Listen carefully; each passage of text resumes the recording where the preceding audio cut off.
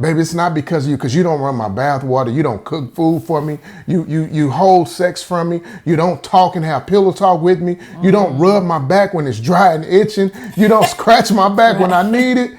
But I'm doing this because of my reverence for God.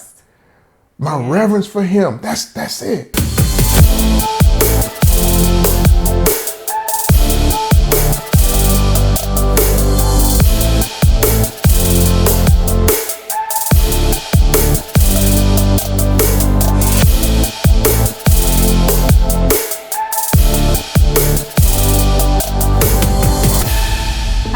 What up, though? I'm Nia. And I'm Brian. And we're To Having to Hold. And today we want to talk a little bit about recognizing toxic trends in your marriage. To understand that, let's look at the word toxic. It's harmful, it's poisonous, anything that is detrimental to your marriage. And if we look at trends, well, it's the way that the things that are changing, where the marriage is, the direction that it's going in any given moment, any given circumstances. You may have some positive trends in your marriage, such as maybe you kiss every time before you leave in the mornings before you go to work. Maybe you read the Bible together, you pray together, you have date night, things like that. Yeah. Those are positive trends in the marriage. But just like you can have positive ones, you can have toxic ones. Yeah. And the thing about toxic trends is you see it, the cycle, you see it, the setup. You know how they say, oh, it was a setup. You can see the setup. You see it setting up. You can see it coming a mile away. Absolutely. And it's a cycle in the marriage. It's happened over and over again. And you use words like, every time this happens, this happens. There's always a given cause and always the same cause and effect. So that's what toxic trends are. And it is so important that we recognize them and that we overcome them with the help of God. Because it's the trivial things, like they say, it's the little foxes that destroy the vine. It's the trivial things that can escalate quickly from 0 to 60. And people will get into some nasty arguments. They will separate because of it. Yeah. They will divorce because of it. Because there's not a will to overcome it there, and there's not a strategy to overcome it. And when you're looking at those toxic trends, man, you got to realize too that they're coming to kill, steal, and destroy your marriage. Sounds like the characteristics and the job duties of the devil to me, but those things are just going completely against your oneness. Completely against your oneness. I guarantee you, when you're going through one, you're not in a place or in a space to where you can love on your spouse or minister to them or cater to their needs. You don't even want to serve them. When those toxic trends are happening, because y'all like really bumping heads. I'm right. No, I'm right.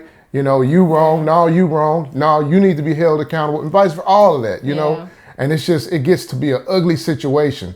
And not only for you, but who's watching the marriage? Y'all might have kids in the house, you know what I mean? And if you don't have children, people that are watching your marriage. No one's seen the argument. No one's seen the fight. But when y'all walked into the room, the energy was just off. You know what I mean? And people who look to y'all marriage for peace, love, and happiness, and as an example, because of that toxic trend that you're going through, now they feeling the harvest of that. They feeling the impacts of that something ain't right. You know what I mean? So toxic trends ain't no good, man. Like, for real. And it's not the same as an argument. Like I said, it's a trend. It's something that's always. So we want to get to the bottom of it, and we want to just completely have complete control over it, recognizing it and putting out the fire before putting out, what do they say, the smoke, putting out the, don't even worry about it. Putting out the fire before it burned down the house. I don't even know. Woo! But like I said, it shows up the same way every time. For an example, Yank and I, and if you didn't know, his nickname is Yank. He's Girl, don't Brian, tell the people that. But his nickname is Yank, and that's what I've called him since we were kids. And his family calls him that too. But Yank and I, earlier in our marriage, this was when we had stayed at the apartment. We had one bathroom, but we would, like clockwork, on Sunday mornings, we would get into an argument. Every Sunday morning, without fail. We had 3 children too. Right. Well, at this time we had one daughter and then a younger son. Oh, okay, you talking about but that. Okay. at the apartment. But we would, without fail, argue every Sunday morning. It would start in the bathroom. We would be having words in the car, all the way leading up to church, until one day later after I don't want to say years of this happening, but it was only on Sundays, every Sunday morning. It's Clockwork. like the setup is, now you had us running late because we were running late for church. You made us late. No, you made us late because you did this and that. No, because you do, and it was just every Sunday. Yeah. But we realized that it is a trick. It was a trick of the enemy to disturb our peace, to try to set the trajectory on Sundays when he knew we were going into worship, but to start us off with contention. Man. Because that does, let's just be honest, when you into it with your spouse, it impacts so many other things that you're impacts doing. everything. And especially your worship, going Absolutely. into the house of the Lord, angry and upset. So You got to work through that. Right. It will. It did. It did impact, and it does. But when we recognize that, we were able to say, you know what, we will not, the word says we will not be ignorant of Satan's devices. And when we recognize this is a strategy of the enemy to cause division, to impact our worship, once we realized that, we turned that thing around. We were able to turn it around, that and we got to the root cause of what is the issue. Why are we running late? We got to the root cause of it. But even now, we have some things, even with like the way I communicate.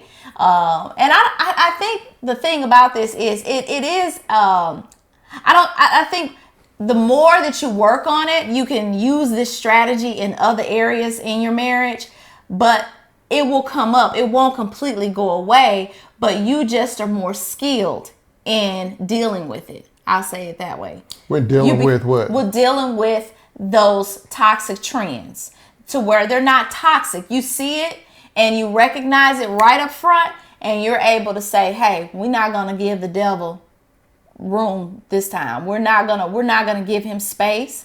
And it ain't always the devil. We're not going to always give the devil credit. Sometimes it's the flesh. Sometimes I'm not going to give my flesh room and space this time. It's recognizing it right up front. And you're developing a skill with the help of God to where it does not have the power that it had before. Yeah, and I know another toxic trend when we're talking about toxic trends is in the communication.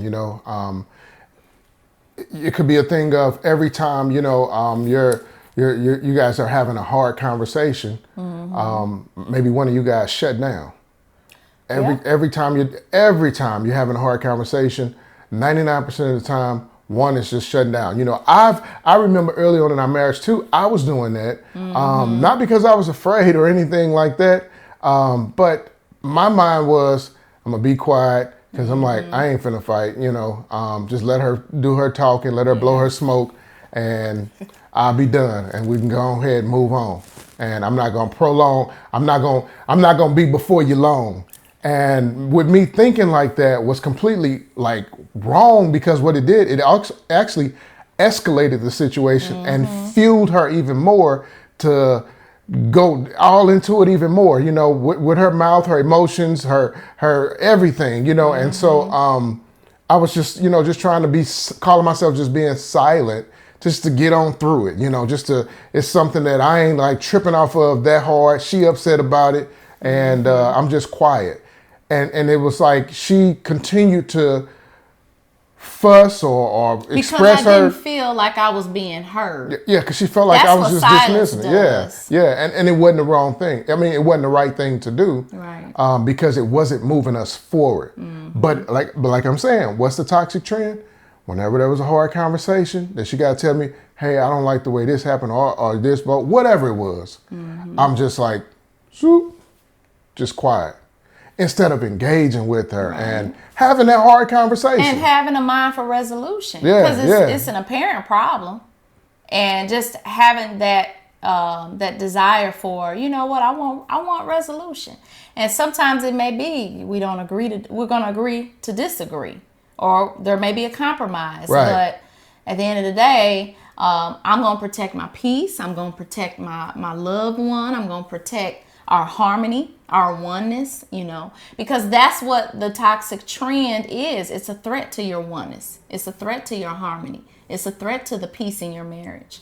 You know what? And I'll say this too, and you could just reflect, and I'm just throwing one out there. Whenever you guys experience any kind of difficulties outside of the marriage, it could be with a job, with other people, family members or whatever, a toxic trend there could be that y'all start turning on each other to say whose fault it is, and wanting to finger point and blame the other person. So like whenever there's problems, you find yourself getting into it with each other instead of working towards a solution. Okay, we're here. How do we fix this? What do we do? How did this happen? Going that approach. But that's a toxic trend that if a problem happened, we finna be into it.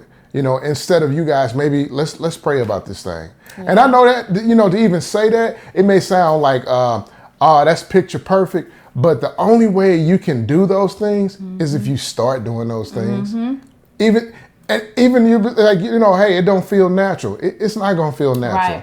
Right. Like I even think about with our daughter, with basketball, we teaching her form and working on her and all that. And there's some things she has to do with her body, knees bent, shoulders squared, snapping the wrist. And even though when she started off, that wasn't feeling natural, and she was pushing the ball like that, she had to keep creating muscle memory, doing it the right way. Right. And so it's not based on if it feels good. It's based on you knowing that it's good. So that's a toxic trend, man, right? To how you're responding when there's conflict, or how you're responding when there's a problem. Right. So reacting and not responding. Yep. So we have a strategy.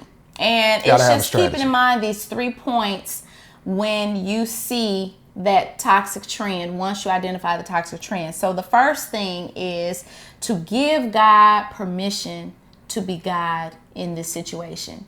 You're inviting God into the marriage. You're inviting God into your situation. How many things we try to fix with our own hands, with our own mouth? If you are in a toxic trend, that is a cycle. Yeah. You're like the children of Israel. You're going around that mountain 40 times, too many times. One too many times. It's time to surrender to God. Invite him in and say, Lord, this is greater than me. Yeah. This is too much. This is bigger than me. I need you. I need you to show me. Because a lot of times we try to put our spouse up. Help him, Lord. Help him to see. But you might be the issue. So as she was saying that you putting your spouse up to God, saying they the issue. God, change them, bless them. But you know what? Even when you do present your spouse, before you do that, you should be asking God for wisdom. Before you ask him to change them, God, give me some wisdom. Yeah. Give me wisdom. Because you know what? Your words he'll freely give it to you. Yeah, he'll freely give it to you. Yeah. But your words and your actions could cause even greater problems if you're not using the right keys to your spouse's heart. Right? And there's certain words that can just get right in there and create a resolve, a resolution to the problem, what's going on. But then there's other words that you use may just aggravate and just make it even worse. So ask God for wisdom, man, when you're presented to it. And yeah, like you were saying, it could be me. Is it me, Lord? That's the first thing you should be asking. Is it me? Right. Is that my breath? Show me me. Show me me. All right. The second thing is identify the toxic trend. Let's identify them. And you may go ahead and list them out, but don't try to put all of them on the table right up front, but just to have them in your back pocket and work on one thing at a time. When you see it come up, you can work on it. Because I think once you get your strategy, you'll be able to apply it to no matter what the situation is, what the trend is. But identifying the toxic trend, what is that thing that's reoccurring in your marriage? If you can see, it's the thing that's on repeat. It's the thing where you see it, the cycle, you see the setup. You feel it coming on. It's every time this happens, this happens. Every time without fail. Here's what I want to say. Let's thank God for sight. Because being able to see it is also speaks to your spiritual maturity. Many people cannot see themselves. And then most people can see themselves, but they don't care. You know how you say, when you know better, you do better? That's not always the case. You see yourself, but I just don't care. I want to be right in this moment. Yeah. I want a mic drop in this moment. I want the last word in this moment. I need to convert you in this moment. It's about what I want. I. Pride. What I want. I don't want to take down because I'm right. So it is identifying that thing, identifying what it is, the trend, and being honest about what it is, and not so much as you trying to say, well, it's his fault or whatever, but it's y'all problem. But it's a problem. Yeah. Even if it is, let's just say, you know how you say, well, I know what it is. It's very clear that it's his fault, but it's our problem. Yeah, she was saying that. I thought about a car, right? A car, if one of the tires get flat, the car has a problem. The car ain't gonna keep rolling and saying, well, that's that tire, it ain't doing right. No, the car can't be driven. Right. And so your marriage can't go forward with anything that's going wrong with it, right? In the way, in the direction, and the destination that God has for your marriage, right? But when you're identifying it, it's so important to not just identify, okay, this is the problem we have. Yeah. Every time we do this happened. Every time we getting ready for church in the morning, this happened. Well, we need to look a little bit deeper, because if you finding yourself hitting that toxic trend over and over and over and over, man, you got to look at what are we doing? How are we fueling this trend? Because you will have the toxic trend, y'all come together, y'all, I'm sorry, y'all make up, y'all kiss, y'all get lovey-dovey. Then guess what? Next week it happened again. Okay, y'all fueling it. How are you fueling it? What's behind this? What's the motivation? What's driving this? What keeps putting us in this place to have this toxic trend? And with that one we had with the Sunday morning getting ready and all of that, it was lack of preparation. Yep. Lack of preparation. And we both operating under that way, and it's not gonna work. You're gonna have problems. You're gonna have experience problems. So you gotta look at what's the root here. What's the root? What's the fuel? So that's like really, really important. Very. What are some toxic trends, such as wanting to have the last word in an argument? You always the mouth in the argument. Sex without intimacy. Yeah.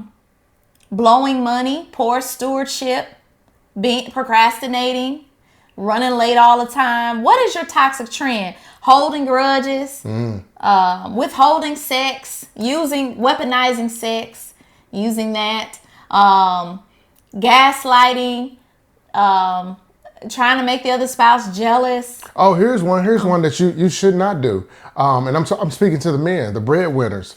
Trying to say, this my house. A big no-no. Whenever there's problems or you feel like your spouse I'm the man.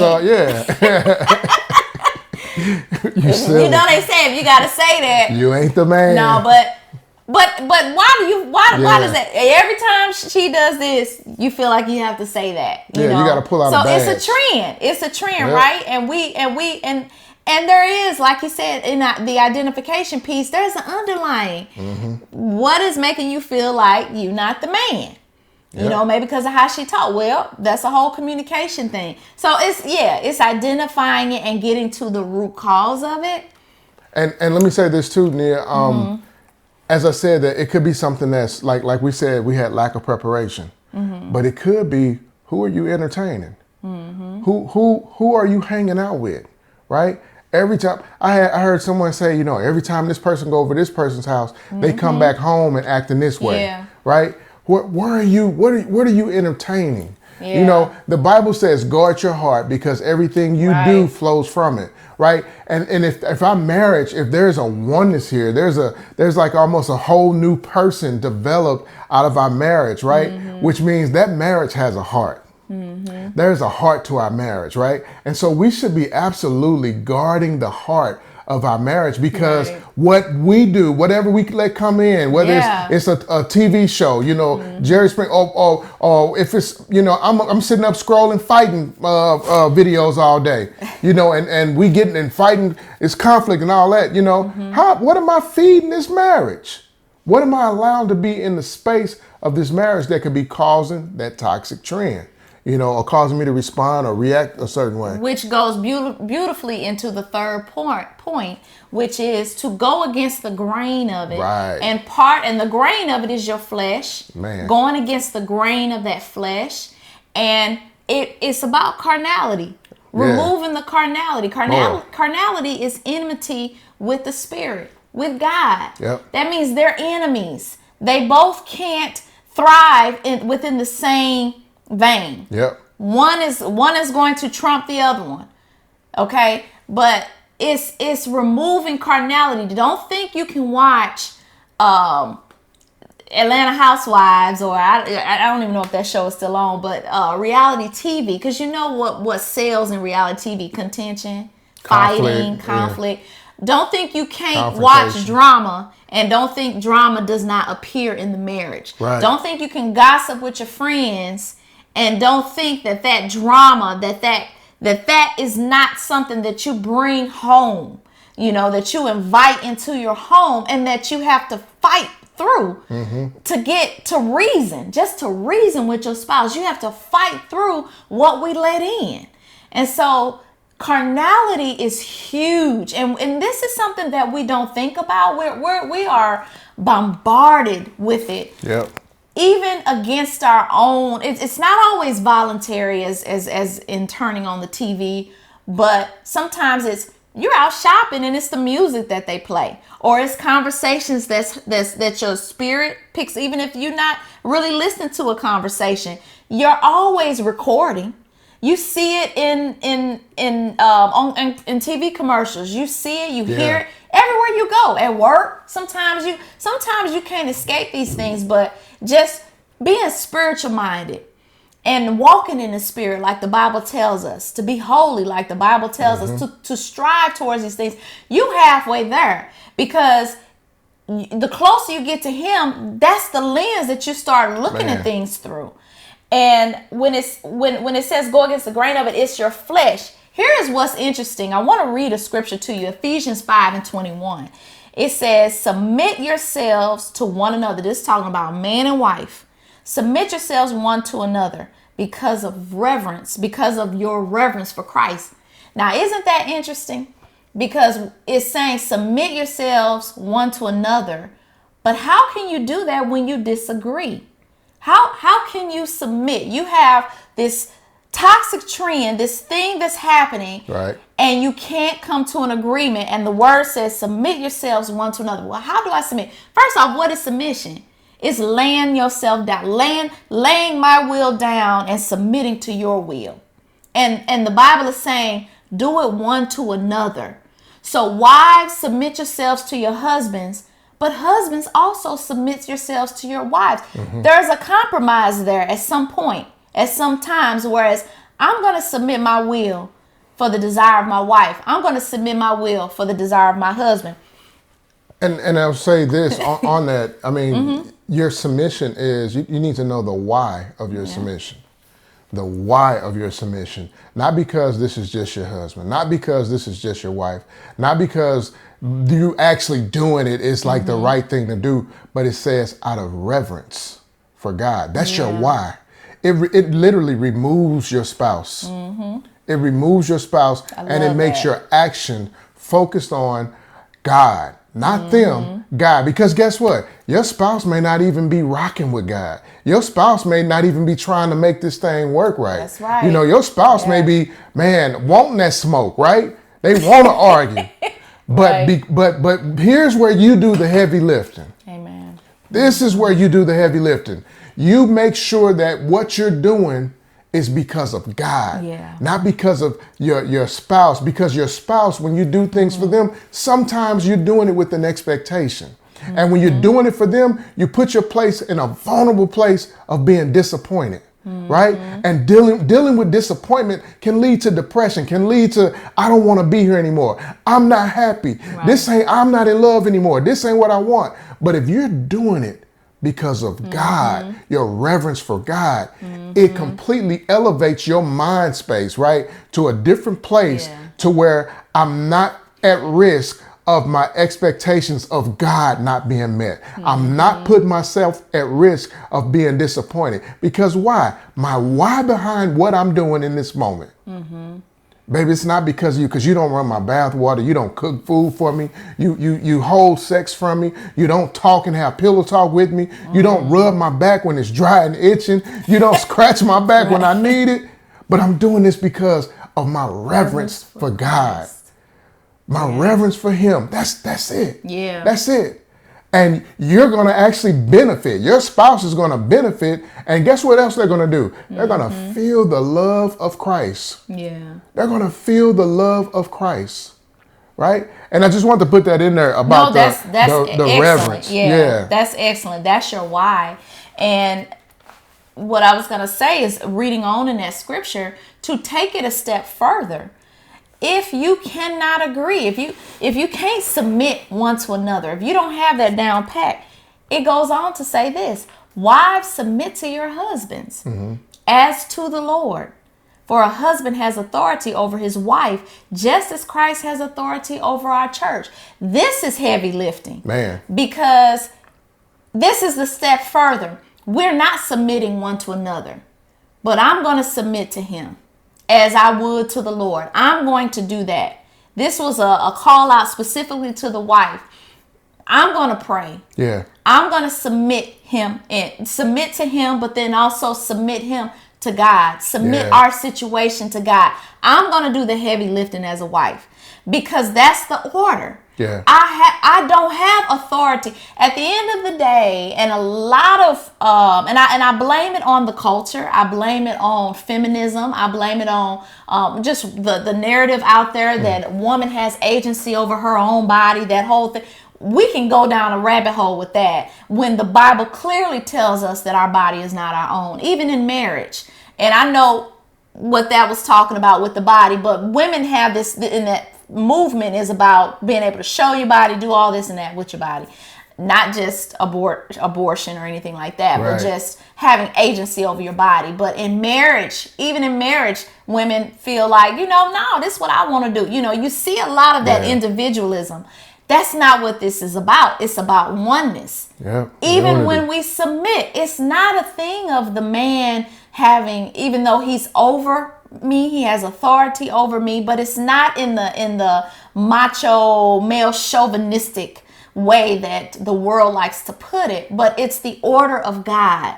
And when I submit to him, I'm doing what I'm supposed to do, even if I don't understand it, even if I don't agree with it. And and I'm not talking about things that are compromising salvation. Okay, right. That's a given. That's not what we're talking about. But when I just don't agree with it, or I just don't like it, no, I'm gonna submit.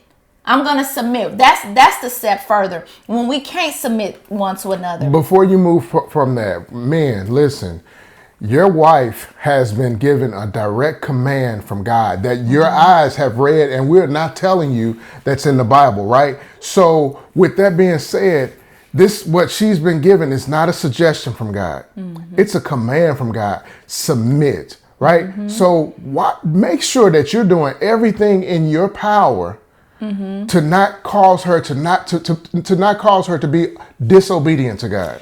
Here's one of the things why. Because if you have a man of God, okay, and I know part of what you said is sometimes you're dealing with the spouse that want the smoke. How can two people who have Christ, how can we have smoke? How can we not come to agreement? Two people that have Christ. So sometimes in the moment, it's going to be like that, to where you don't agree, you're mad, but in wisdom and in submitting, and sometimes submitting is just shutting your mouth. Yeah. Leaving it alone. I have had, because I know I can go, but there have been times where I just chose silence. I said my piece, and it didn't get real nasty, but I knew, hey, if you keep going, this thing finna get ugly. And he circled back and he said, he apologized. We didn't agree. I didn't see an apology coming. I didn't see an agreement coming. We just didn't agree. But we both had valid points. But where the conversation was left at, it was still, I wouldn't necessarily say peace, but it didn't get ugly to where we got to come back and apologize for anything hitting below the belt, things like that. But he came back, and I have too. There were times where he didn't, but it's like the Lord started dealing with me. He started dealing with me, and he would come back. You know what? I'm sorry, and I just needed time. And I needed quiet, and I could see now that that wasn't the best approach, or that wasn't the right perspective. I get what you're saying now, because in wisdom, the Lord had me submit, and he had time and quiet to allow God to start now working on that heart, to working on that mind, opening up his understanding. Because like I said, we practice forgiveness in our marriage. Absolutely. That's been these strategies. They work. I'm not saying they're easy, and I'm not gonna say that you're gonna nail them every time. But if you have these, if you use these strategies, identifying it, recognizing it right away what this is, and approaching it. You're already walking in the spirit, or you should be, but approaching it from a spiritual lens. If you can do that, you'll overcome it, and it doesn't have the power that it once had. Once you implement these strategies, and so the quiet and the time, it just comes. God has a way of working that heart. Nia's mouth won't fix it. Nia's hands won't fix it. There's not anything that I can say. I can mic drop, because women, we know how to chop, right? But at the end of the day, that's our reward. Yep. And that's our reward. And guys, man, I can't express it enough. Like, do everything in your power to help your wife, to make it easier for her to be obedient with God, because of how you're positioning and setting her up. You don't want her to be disobedient to God. Right. So with her submitting to you, make it easy for her to submit to him. Make her have a desire to submit to you, because you're giving her so much security and you're serving her so much, right? To where she want to do it. And she's going to do it out of reverence for God, but you could actually make that thing hard or easy for her. Right. Can I just add this? God knew what he was doing, how he designed me and how he designed you. The essence of woman. The essence of woman, the essence of man. It's if you love me as Christ loves the church, I can easily submit to that. Yeah. I can easily, I will lay down, I will submit to that. I don't have a problem with, this is my authority and this is the priest of my house, and treating him as such, because he's loving me. Look at the parallel with how Christ treats us. And how it should be easy to serve him. You want to serve him. You want to please God, because all that he has done for you, all that he is to you. Men, same way. It's easy for a woman to submit and to do these things because of how you have first loved her, how you love her. You made it easier for her to do that. And God knew what he was doing when he designed this thing. And so that's something to just keep in mind. It's just the essence of a woman. I just really feel like it's in us to serve. It's in us to submit to our husbands when we are loved a certain way. And it's not contingent upon that. I'm not saying that. I'm not saying that only if you do that. No, I'm just saying that God knows that that's the flow of it. Yep. That's the flow. That's your return. And guys, love your wife as Christ loves the church, and love her so that your prayers also won't be hindered. That he also put that caveat on there, so that your prayers won't be hindered. Man, it's contracts, commands, and contracts, right? He's telling us, he's giving us a command to love our spouse, love our wife as Christ has loved the church. When I think of that, I think of love that's unearned, love that's undeserved. It ain't because she's doing XYZ, but Christ is really helping men, husbands, to know that y'all are givers. Y'all are givers. It is your responsibility to be planting these things into your marriage. Right. To be planting these things into your wife. Right? I can't go, if I'm running a garden, I can't go out there looking for watermelons and corn, but I'm like, well, I want to see this ground produce watermelons and corn first, and then I'll plant some seeds. Yeah. No, it don't work that way. You plant first. Yeah. And God loved first. And he's telling us as husbands to love our spouses, to love our wives as he has loved the entire church, right? Yeah. He gave us a love before we even deserved it. He gave us a love when we was out of pocket. Yeah. You got what I'm saying? But God is calling for us. In that statement right there, he's calling for you, man. He's calling for you, man of God, to be a priest of your household. What does that mean? Separate yourself from being on a level of, well, I'm right. No, you're right. I'm right. No, step back. Look at this toxic trend. And as the priest of the household, be able to step back out of your emotions, manage your emotions, and say, hey, babe, let's take a break here, because I see it's where it's going. And that's okay to do that. I see where it's going. I don't want us to get into it. You're being the priest of the household. You're not being a punk. You're stepping up because your emotions and all of that are starting to get charged. You're starting to feel maybe slightly disrespected, like she getting too loud now. But how much power are you displaying and presenting to be able to first rule you, Right. and tell you, hey, Yank, be quiet. Self-control. Yeah. Nia, hold on.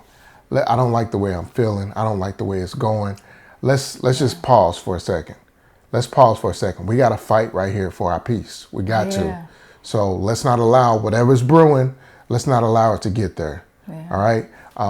And again, that may sound, oh man, that's in a picture perfect world. Guys, listen, I'm telling y'all this, man. You can have that. The key is muscle memory. The key is patterns. The key is keep trusting God. Keep trusting his word. Right. Keep trusting his word. And he's going to he's given us strategy all throughout the word on how to do it. He's telling you the commands to do, right? Yeah. Man, do that. Rock that out. Yeah. You know? So just to recap, invite him in. Yeah. Invite God in.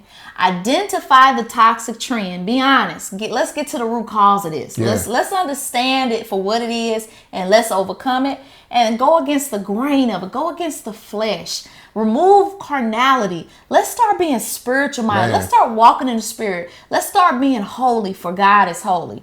Okay? Let's submit one to another. Let's do what the word say. Y'all, these are the fundamentals really that we're going over. Man. But if we can work on self, if we can just focus on self, man, you won half the battle, because you are the problem. Let's just be honest. If like you said, if it's you, it's us. Yeah. So you are the problem, okay? And if we treat it as such, I'm telling you, we are going to overcome.